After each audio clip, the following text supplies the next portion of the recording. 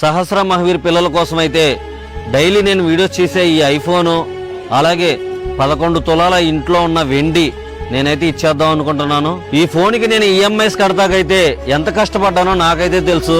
హోటల్లో పనిచేశాను, వ్యవసాయం చేశాను, ప్రతి ఒక్క పని అయితే చేశాను మంత్లీ ఈఎంఐ కడతాకి. అలాగే ఈ వెండి విషయానికి వస్తే మా ఫ్యామిలీలోనే ఒక పెద్ద ఎమోషనల్ ఇది. ఎందుకంటే మా రిలేటివ్స్కే మేము ఇవ్వాలనుకున్నాము, కొన్ని కారణాల వల్ల వీళ్ళైతే అది తీసుకోలేదు, మాకు వెనక్కి పంపించేశారు. వాళ్ళ పేర్ల మీదకే ఇదైతే వాళ్ళకి ఆ పిల్లలకి హెల్ప్ చేద్దాం అనుకుంటున్నాను. ఎందుకంటే నవీన్ రామ్ సింగ్ అన్నయ్య ల్యాండ్ అలాగే తారు కూడా ఇచ్చేశాడు. ఆయన ఇచ్చినతో పోలిస్తే ఇదైతే చాలా చిన్నది.